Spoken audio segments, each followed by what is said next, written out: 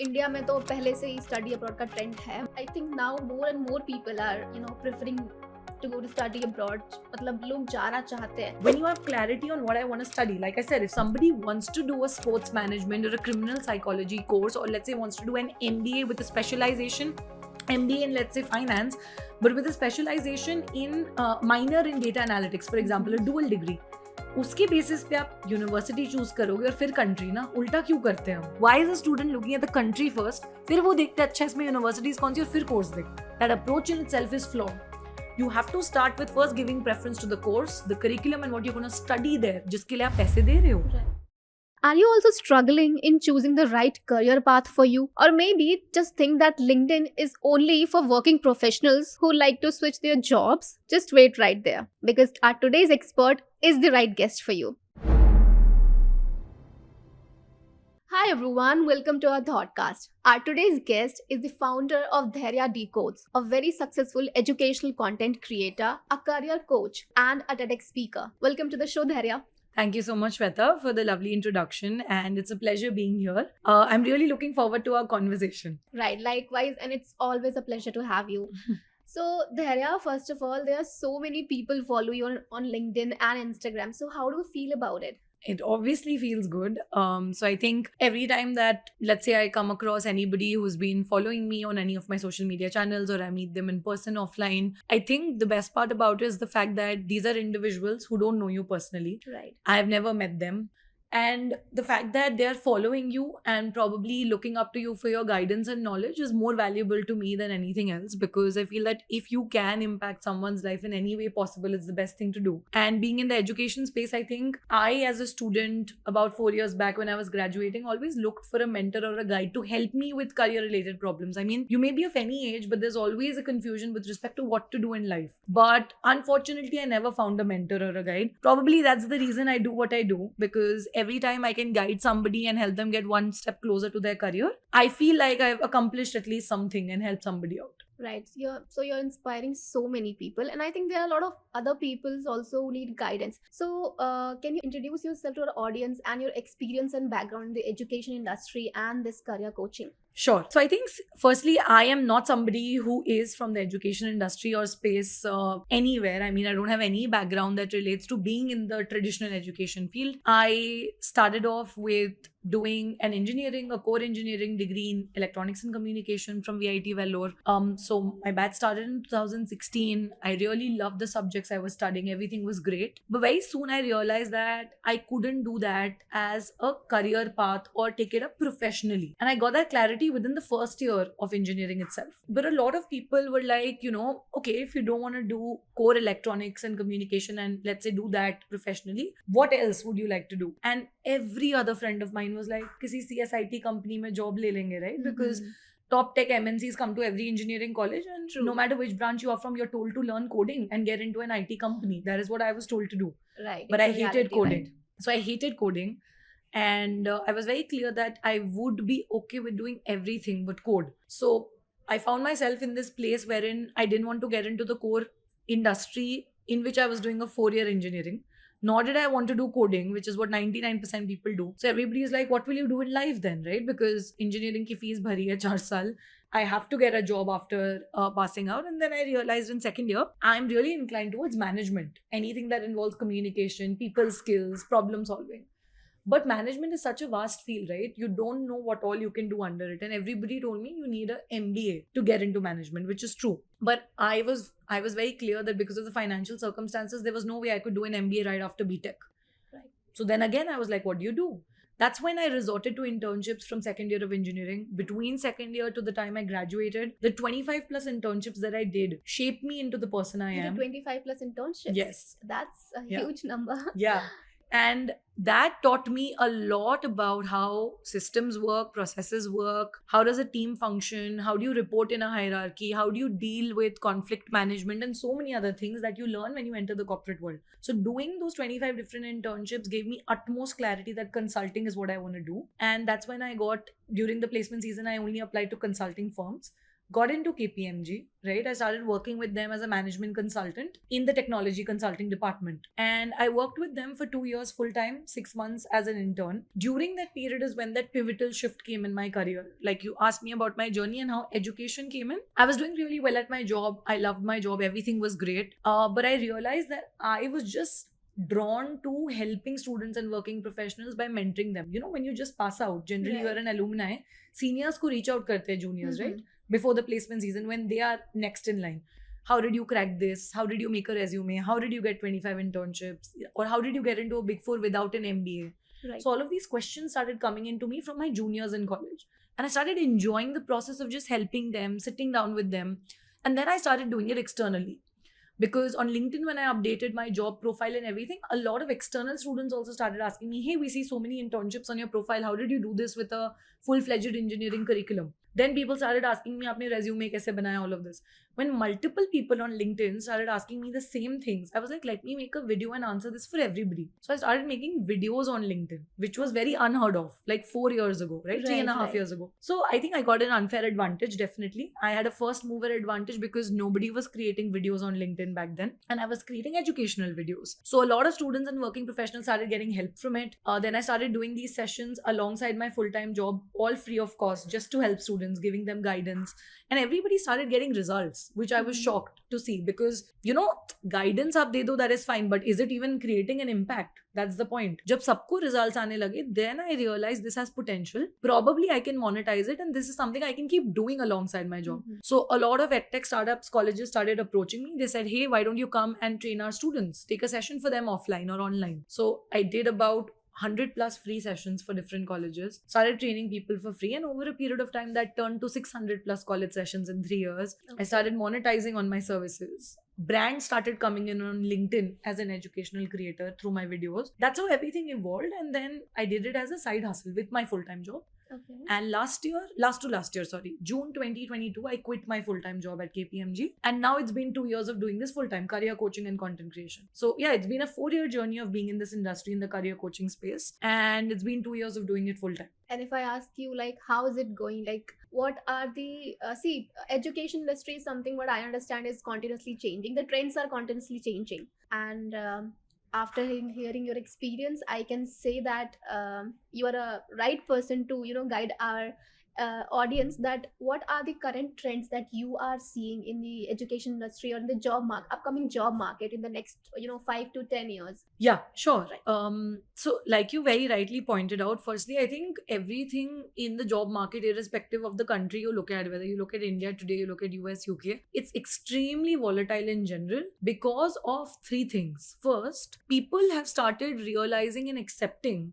that if I pursue a degree in A, following what the conventional path is, let's say I do a BTech in ECE, it is not necessary I have to do an MTech in ECE Right. and then go and do a core job in ECE. Yeah, if I do a BTech in CSE, you don't have to necessarily become a software engineer. You could also become a product manager for all you know. So Right. people have started accepting the fact that your educational degree or qualification cannot define or box you into certain career paths. Number two, what has started happening is people have also started realizing that I'm not looking for a job that just pays me X bucks Mhm. or gives me a ABC CTC. People have started looking at jobs from a holistic angle. True. So they care about the work life balance, definitely. They care about the work timings, the flexibility that they get. So people have started, I think, giving more importance to everything other than just the pay. Am I being valued at my workplace? Is my skill set being given enough credit? Am I being given enough opportunities to excel and grow in my career at my Right. workplace? Are there flexible leaves? Am I allowed to work remotely or work from any location? These things might seem very trivial, but it matters to today's generation when they're looking for a job. This was not the case before, right? Yeah. Our Absolutely. parents, our dada dadi, they didn't care. It was just like It it's was a just job. traditional. Traditional Everything job, traditional. bus salary mil rahi hai, itne se itne ghante you have to Mhm. work, done, go. Right.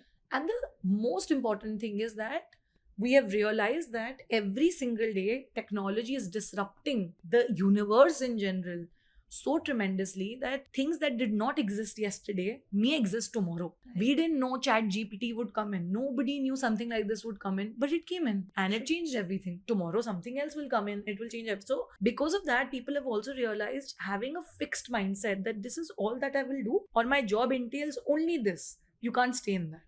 because your job may need A, but tomorrow you'll have to do A plus B Mhm. because the world will keep moving forward and you will stay redundant then. So, with technology evolving, human beings have also understood what I'm doing today may not be relevant a year later.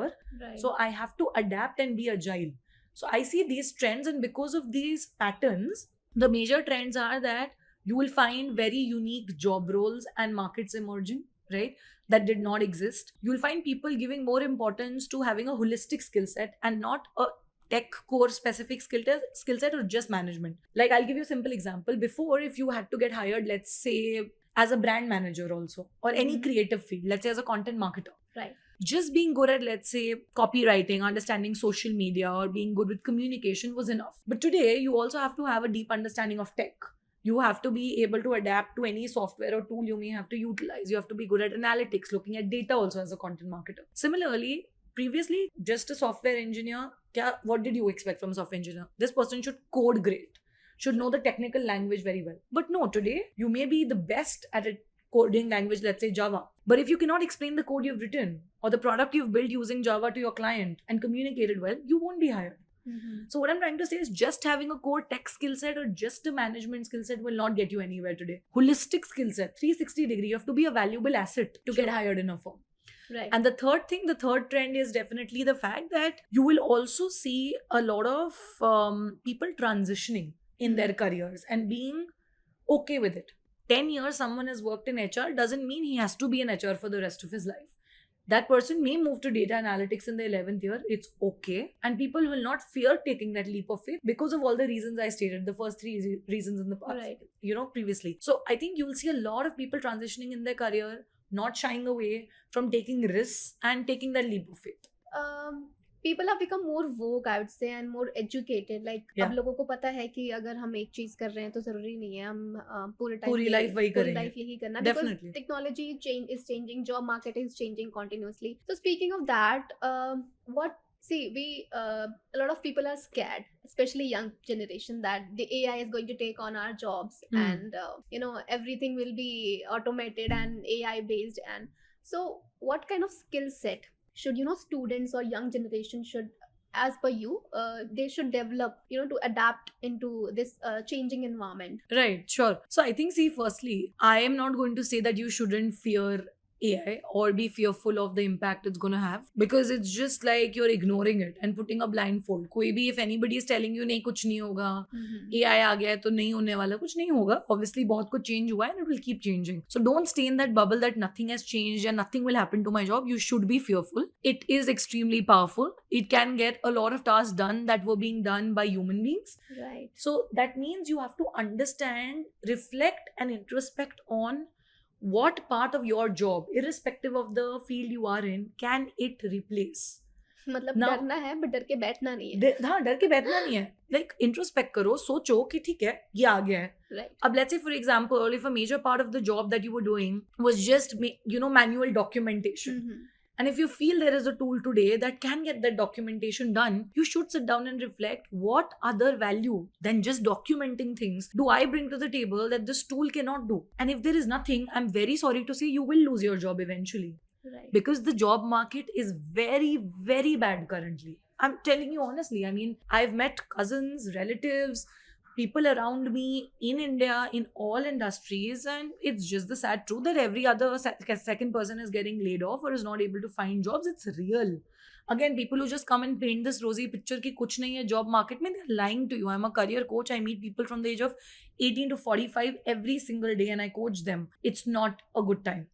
What that means is, how will you survive? You will survive only when you can go through the tough waters. And how you go through the tough waters is if you have a strong armor. Armor is your skill set, the value you bring to the table. See, at the end of the day, you would have also seen ChatGPT code बहुत easily लिख देता है for Right. anything. Yeah. Super easy nowadays. Super easy now. So a lot of people, there was this big chatter in the middle that software engineers are not going to exist 5 years from now. Yes. I agree to it also. I kind of don't disagree. Any basic software engineer who is just coding basic code will definitely not exist or will not have a job 5 years from now. Because you tell me, for these basic programs, if I can literally just put a 2-line prompt in a tool and get the entire code, why am I going to spend 50,000 or 60,000 or 1 lakh of a salary on a software engineer? think of it from a company business standpoint, unit economics and financials. But if that person is not just writing basic code, but he can actually write complex code, understands the use case, and can build a product from scratch for me, test it, tell the user also how to use it, and communicate well. ये सारे skill set हैं. Is emotionally intelligent, has great interpersonal skills. These are human skills. No AI bot can ever get it or tool. So you need to be woke and understand what value do I bring, which no tool in the world kabhi bhi aa jaye can disrupt things, right? For example, see, as a management consultant, a major part of your job is to travel and meet your clients in person, face-to-face meetings. You have to travel. No AI tool can come and do that. Like, you are my client, I'm Dhairya, I'm a consultant. ChatGPT cannot come and talk to the client on my behalf and explain to them ki why have I built these project timelines, why are we starting with the implementation at a certain point, whatever, etc. Try and find careers and places and skill sets that cannot be replaced by a tool, and the skills that can be replaced by a tool, try and still figure that how can you then leverage that tool to get that work done quicker. Because you'll have to adapt to the tool anyways. Right. There'll be other people who will learn that tool and get the same thing done faster than you. Still, they are a better resource than you. So they'll get hired and you'll still be in a gray area. So that's the only way to move forward. Right. And there are a lot of people who are, still following the traditional method of, choosing a course that they only know about, like, you just have to, you can only become doctor or some kind of engineer, or maybe an architect or a lawyer. But I think there are a lot of different, futuristic jobs also available, which I think not more people are talking about them. Yeah. So what do you have to say about that, apart from all these traditional options? Yeah, sure. So no, that's a very relevant question. In fact, I get amazed at the new career options that I discover, if not every day, at least once in a week. I'm like हमारे parents भी बोलते थे पहले, doctor बन जाओ, engineer बन जाओ, lawyer बन जाओ. I know. तो हमें पता नहीं था कि ठीक है ये भी अच्छा. There is something in biotechnology as well. I didn't know. Correct. No, you're very right. Like I said, see, in fact, I mean, we are so blessed that there are so many options today. Take my career as an example. I didn't know I could ever be a full-time content creator. Like 2020 when I started, I didn't even know anything about the creator economy. The terms personal branding, content creation were jargons to me, or I didn't even know them. They existed. See, becoming a creator, becoming a full-time video editor, script writer, copywriter, a content strategist, a creative director, all of this has just evolved in the last 3 years. In fact, just very recently, I was speaking with somebody and they told me that they've opted for a sports management course in the US, if I'm not wrong, and sports journalism as well. I mean, imagine you have to be somebody who understands a particular sport really well and technically, plus have management skills, and that's become a career path, and be good with communication skills and communication skills, journalist. Right. It's so interesting. So, in fact, I was even speaking to somebody who legit is a food flavorist. Flavorist? Yes, a food flavorist is basically somebody who works with different restaurants and gourmet cafes and, these fancy places. And obviously, they do food tasting for them. Right. And then they approve of the kind of dishes that should go up on the menu and that shouldn't. I mean, you're doing that for a living. There are professional wine tasters. Right. You have mystery shoppers. You have people who are also sleeping for a living.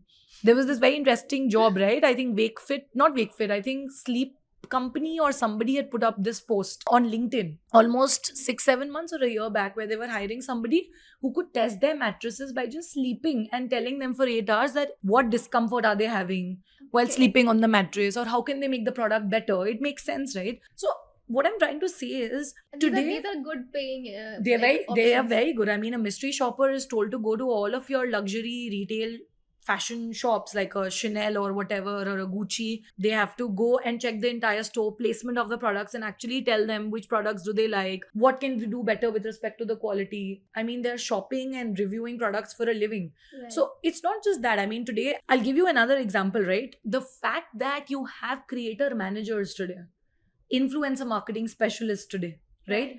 These career paths didn't exist 2-3 years back. Pure core community managers, right? True. Community management, which is a very evolving, growth marketing, which is something we talk about so much today, product management, all of these are careers that have evolved just in the last 3 to 5 years. years. Today, now people are talking about becoming an AI or ML specialist. There is a very unique career path called prompt engineer. Right, I've heard it. There's a Yeah. GPT prompt engineer. And they get Right, paid right. very well. And your job is just to give the right prompt to ChatGPT, Mhm. which means that just being able to give the right prompt, what you type should give the right output is so important. People don't know the skill of prompting well.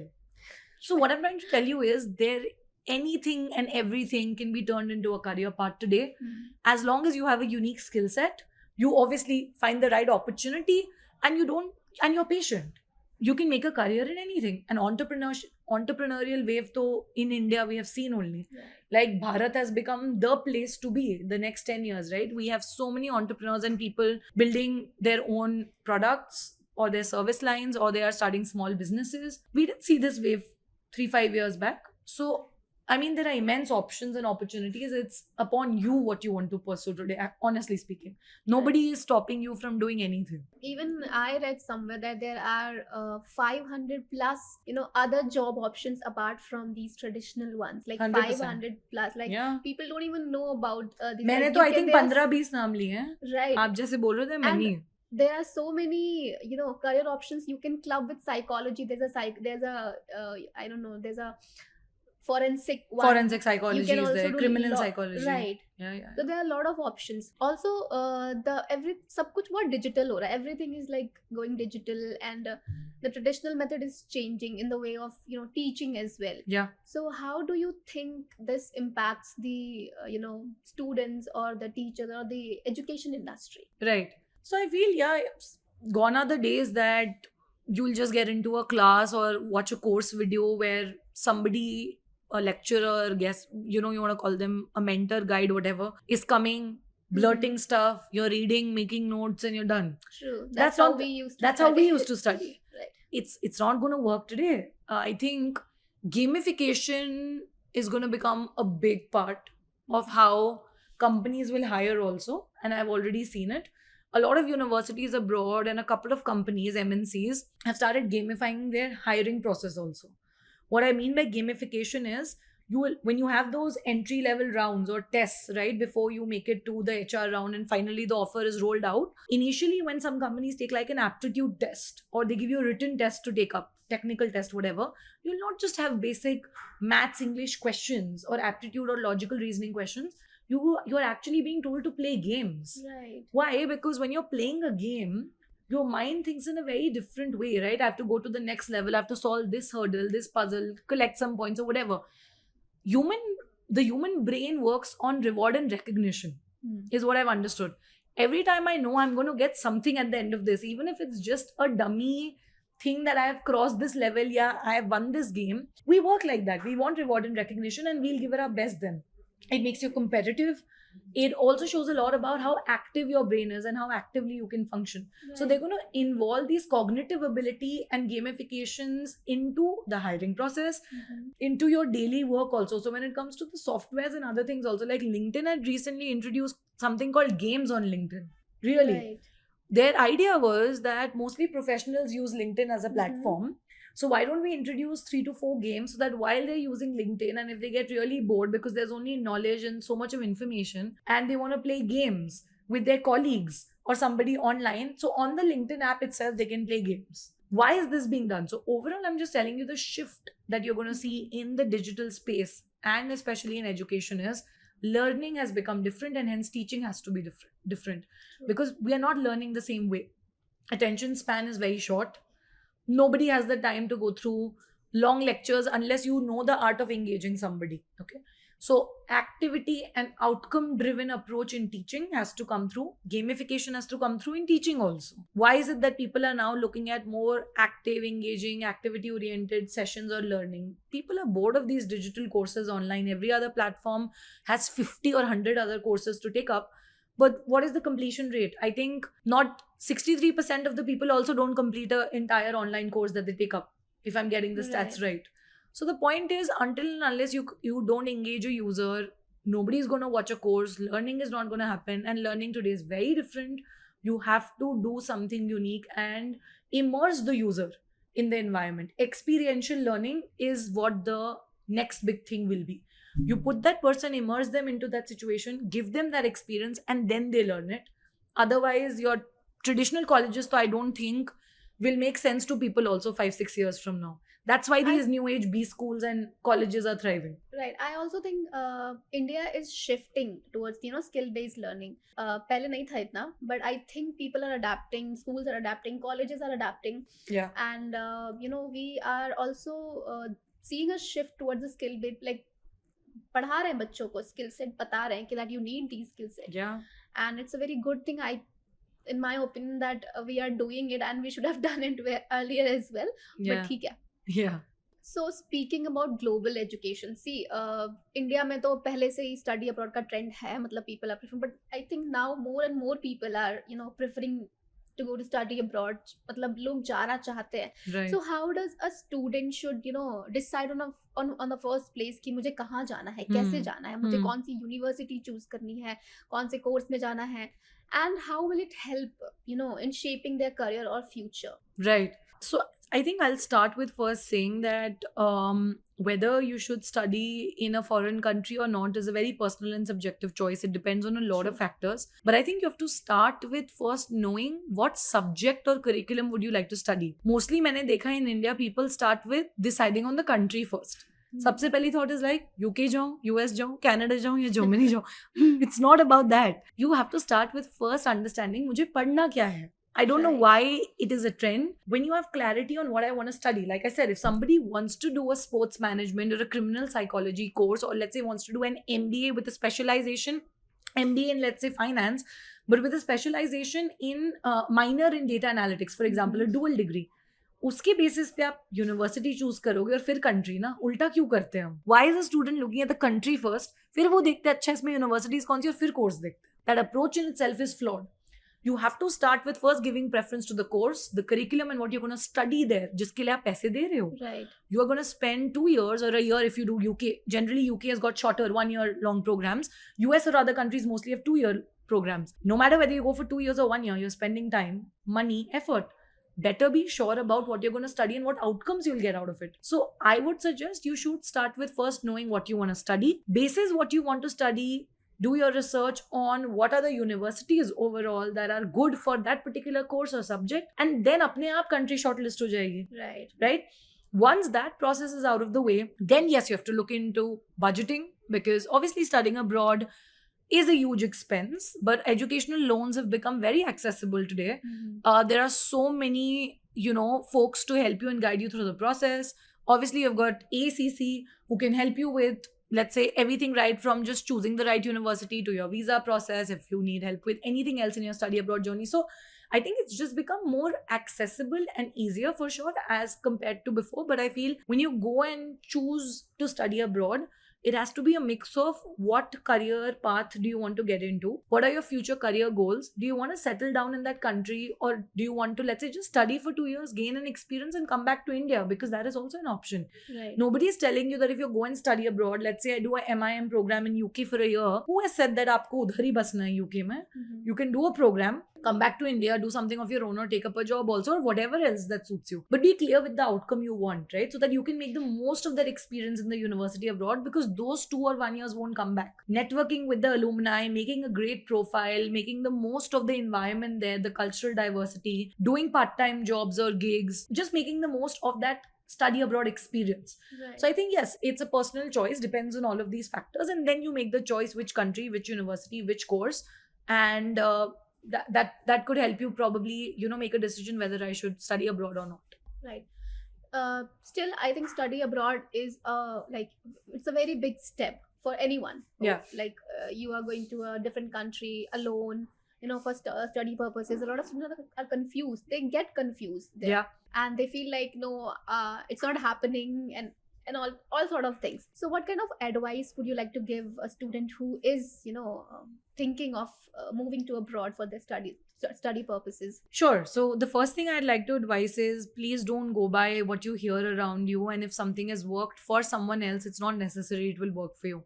Right. Just Very- because you're very true. just because you're father's brother's son also Mhm. went to the US and did a MS in computer science, for example, and he got a great job and he's doing well, doesn't mean it's going to work for you. So don't get influenced by what other people are doing. Don't follow the crowd. Don't follow the crowd, right? Right. Follow a customized, personalized approach. You're a very different person. Your outcomes and the career and the life you want is very different from somebody else. So don't compare.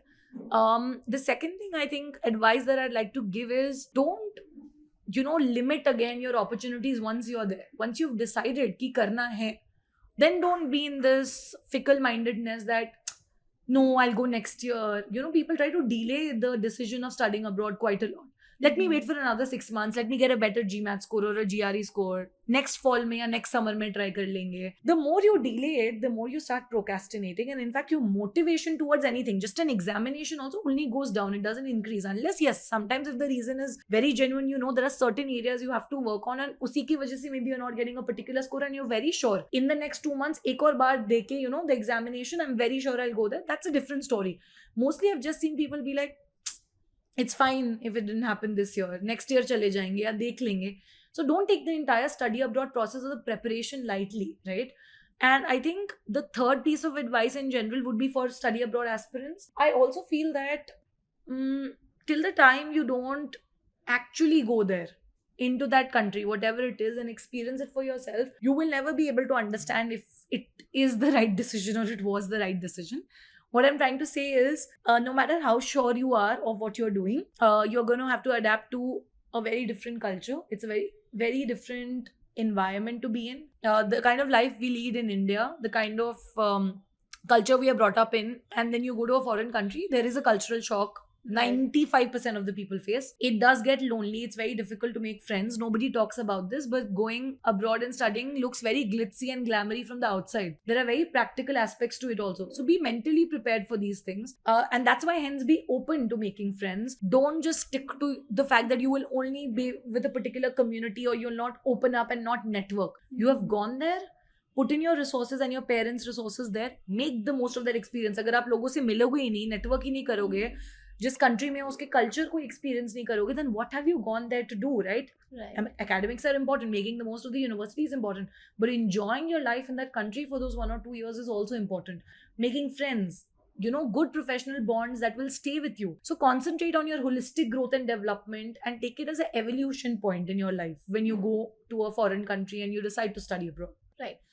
Networking is important. Chalo, networking a student can do, like it's possible to do on campus, like मिलते हो आप friends से networking कर लेते हो, मिल लेते हो. But what about LinkedIn पे networking is also very important. Correct. And since you are a LinkedIn content creator and you have that expertise, I would like to ask what kind of advice will you give to our students that LinkedIn पे कैसे network करें, कैसे build करें network, कैसे खुद की presence create करें. Right, sure. So I feel when it comes to students and them building a presence on LinkedIn or a personal brand, I think it has to first start for anybody actually. Students के लिए भी या कोई भी हो, ये first step is common, which is you have to optimize your LinkedIn profile. It might again seem like a very general basic thing, but people don't actually know how to optimize your profile. Optimize your profile for the platform algorithm, which means you have to start becoming visible and searchable in the first place. True. If your sections and your entire profile itself is not looking attractive, is not visible, you're not going to get discovered by anybody. Now, the second thing is, as a student, if you get intimidated by the fact that only working professionals create content here or post here, okay, or only they get opportunities, just remove that mindset. LinkedIn is a place for students also. It's just that as a student, what you share and how you share will be very different from a professional. You obviously are not a subject matter expert right now because you're a student, which is okay. But that shouldn't stop you from talking about it or posting about something you know. For example, if you aspire to do a MSc in marketing, for example, from a university abroad, and you're doing, let's say, an online course in marketing right now in India before going, whatever it is that you're learning from that marketing course can be shared in the form of learnings through a LinkedIn post, or whatever it is that you're learning about marketing through YouTube or by a practical internship you've done, talk about it. Share your viewpoints on a marketing campaign a big brand did, decode their marketing campaign. These are post ideas. Posting is not about content creation. As a student also, if you have to build a personal brand or a reputation, How will a company know or a university know that this is the right student to give an admit to? When Right. they're out there, when I can publicly see your work, your thought process, and your understanding in that field, right? If you're applying for an admit for a degree in marketing in my college as a university representative or admissions officer, and I can see a lot of practical, written, decoded posts about concepts of marketing, I'll be highly impressed. I would want to give you an admit or I would want to give you a job, as opposed to somebody who's just written aspiring marketing aspirant or digital marketing enthusiast. Just writing and optimizing won't help. Also, backing that up with content is important, whatever you know. And then the third part is, please network with people. Connect with folks in the industry you want to get into. Reach out to alumni of the colleges that you're going to apply to. Speak to them. Reach out to them on LinkedIn. Tell them that you're planning to apply next fall or summer or in the spring, and this is the course you're planning to take. You'd like to just have a word with them for 5 minutes and know their experience or how you can prepare better, what all you should look into when you're preparing your applications, your SOP, LORs, whatever.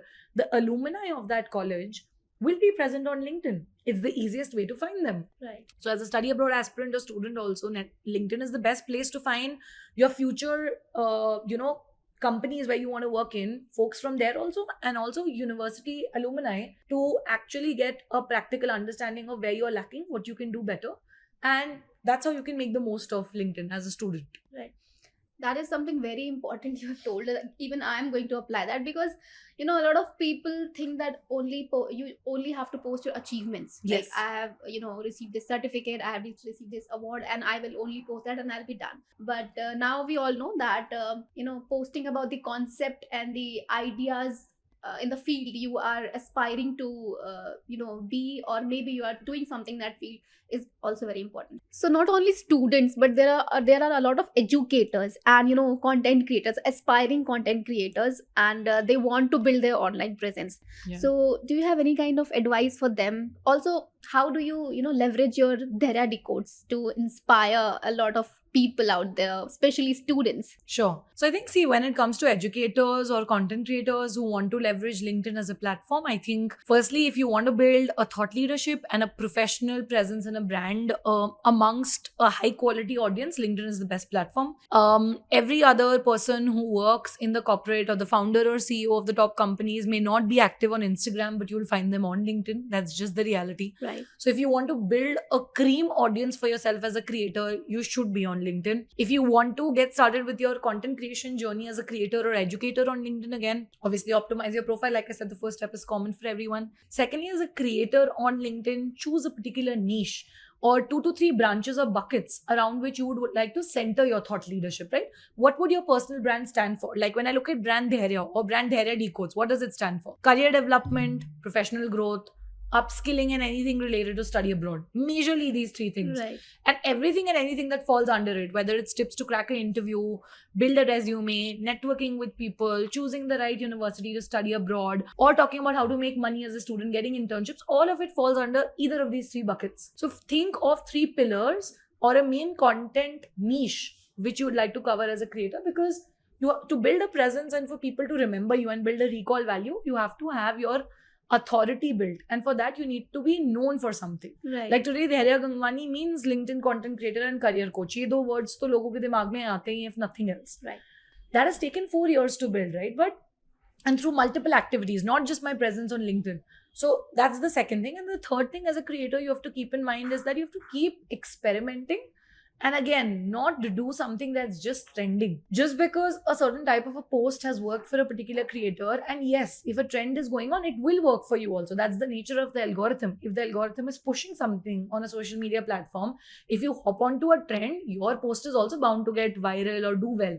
True. But you have to decide for yourself, do you want to be a creator who's just jumping onto every other trend or virality, or do you want to stick to your core ethics and be authentic and do what is your calling? Mm-hmm. So it's also very important to understand that what kind of a narrative or messaging do you want to go with out there in the market as a creator. So I think create content that adds some kind of value in people's lives, because that's the only way you can grow on a platform like LinkedIn. Like, see, VPs and CEOs of very influential companies follow me on LinkedIn, and they don't need to do that until and unless they genuinely find my content valuable, or else it takes them 1 second to unfollow somebody. They're not bound or obliged to follow me.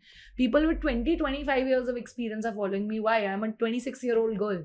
I was 22 when I started.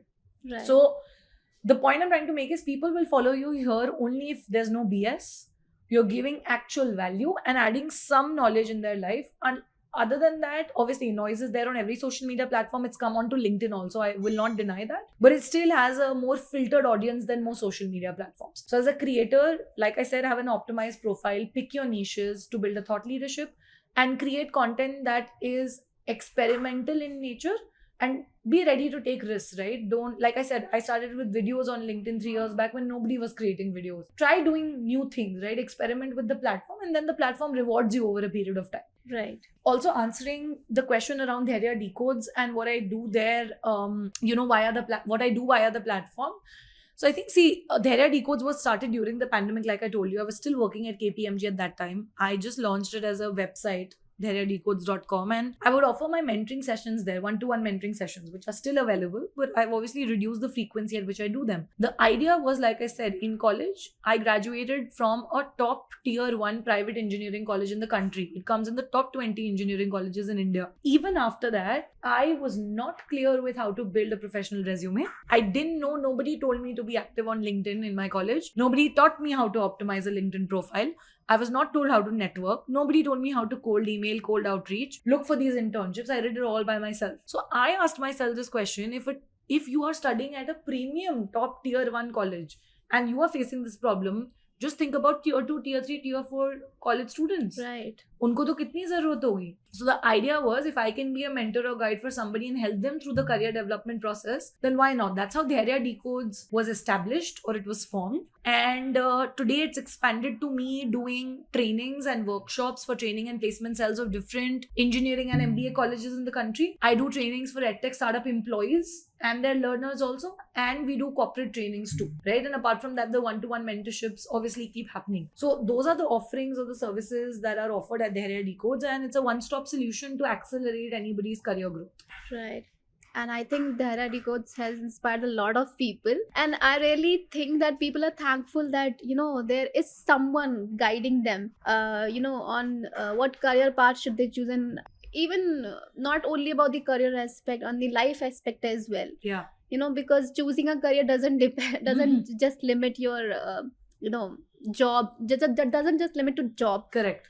It also affects your personal life. It does. With the professional one. Yeah. So speaking of that, a lot of students are still confused and they are just following the crowd, as we mentioned earlier as well, that अगर हमारा friend जा रहा है कर रहा है तो अगर उसने कर लिया तो शायद हमारा भी हो ही जाएगा वहाँ पे. So what's that one piece of advice would you like to give, the students out there who are aiming to build a successful career? Sure. I think, I don't know if it's advice, but these are learnings from my own career and my journey so far, and whatever I've been able to help other people with also. Like I told you, I really meet a mixed bag of people across all age groups, and I'm very thankful for those experiences because they've taught me so much about life, and even with my career path, right? Because even I have to look at my career. I think the first thing is that, it may sound so cliche, but the reality is, if you're going to keep comparing your career trajectory or journey to your friend, to your relative, to your cousin, or to somebody else, or even your colleague in the same company, you're never going to be satisfied with where you are.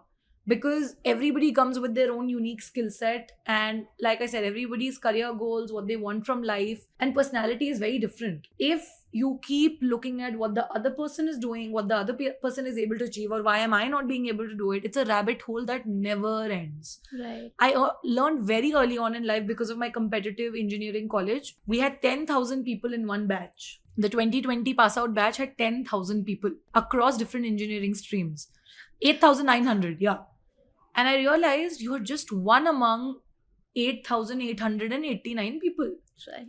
So understand one thing, you will definitely not be the best. There will be people better than you, and there will be people who will do better in their career also than you. Accept that and be okay with what you want to do. The more concentrated you are on what you want to do, what outcomes you want for your life, and what you can do, it's better. Rather than just looking right and left, stay in your lane. So I think comparison is one thing you should leave. It doesn't help you in anything in life. I think the second piece of advice in general would be, listen to everybody, but ultimately make the decision yourself. Right. What I'm trying to say is, There are mentors, career counselors, coaches like me. There are consultants, there are parents, mama, chacha, fufa, everybody gives advice. सब बोलते बेटे ये कर लो, वो कर लो, ये कर लो, ये वो. Everybody will tell you this is what you should do. I really don't think that your parents should decide or any relative should decide what you do in your career or the life partner you choose. These two decisions should be ultimately made by you. You should listen to everybody giving you advice on these two things, but just hear it and then make a call calibratively by yourself. Because Right. these are two things you have to live with for the rest of your life or for a large part of your life. So True. you better take that call, right? And what advice would you like to give the parents? क्योंकि parents का काफी influence होता है बच्चों के decision पे, especially if the you know the school students who are going to pursue their graduation. Yeah. कि ये वाला कॉलेज चूज करो, वो वाला कॉलेज चूज करो, ये वाला सब्जेक्ट चूज करो, ये वाला कोर्स पे जाओ. हाँ. सो पेरेंट्स के लिए क्या एडवाइस होगा? यार, see, my advice is कि parents have to just be more open and receptive and lose a little bit of control and be okay with letting that control go. Right. See, any parent wants the best, is always advising in the best interest of their child. They want you to be happy, well settled, have a great career, live a happy life ultimately. No parent would be like, iska theek se nahi ho ya wo khush na ho ya sahi decision la le. So everything is in goodwill. But you have to also understand that let them make mistakes, let them choose what they want to. Even if they choose the wrong thing, let them come back, think over it, reflect, and then learn from that mistake and do something else. Give them rooms to at least make mistakes, na? And please understand that you cannot be living their life for them. Like I Right. said, the career path they're going to marry and the person they're going to marry, they have to live with that person and that True. career. So let them choose. हर दिन काम पे उनको आना है. आप office में रहने वाले हो 8 घंटे 9 घंटे. So you decide ना ये मेरे बस की है या नहीं. Can I sit 9 hours and do a creative job? Can I sit 9 hours and code? Mummy is saying code, so I will code, but you will curse yourself and then your parents also every single day. Right. Because how many hours you're going to spend? So don't get into that situation. Listen to them, help them understand your perspective, and parents should just give room for them to make mistakes, experiment, go wrong and fail, and still be able to choose what they want to do. That's the only way forward, because if they are not flexible, you're just going to put your children in a situation where tomorrow the relationships will anyways get spoiled with your children if they're not happy and fulfilled in their career, right? I mean, a study also shows we spend so much time at our workplace and in sleeping than anything else. Most of the hours you put in are in your workplace. If you're not happy there, every other aspect of your life is going to get affected and you're going to be frustrated. So I think if they look at it holistically and they're more open, it will be helpful for the students also. Right. Yeah.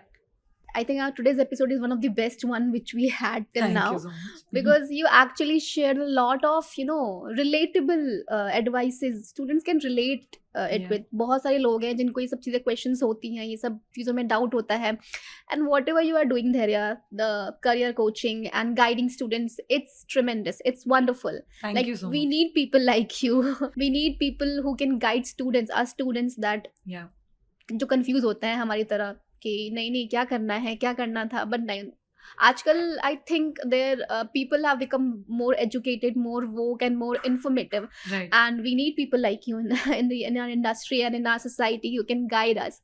So thank you so much for coming to the show, and thank you so much for answering all these questions. No, it's my pleasure, and thank you so much for asking such informative questions as well. I really enjoyed our conversation, and I hope that all the viewers who are going to be watching this episode can take some valuable insights and takeaways from it. In case you ever have any personal career related queries, also I'm very reachable on my socials. So I think whenever you'll find them in the description or whatever, genuinely I try and reply back to as many people as I can and as soon as I can. So if there is anything that I can help you with, feel free to reach out, and thank you so much for having me once again. It was a pleasure, guys. Reach out to Dhairya, and don't forget to subscribe AECC. And if you like the podcast, give it a thumbs up as well. And reach out to AECC for any of your study related queries. We are always happy to help.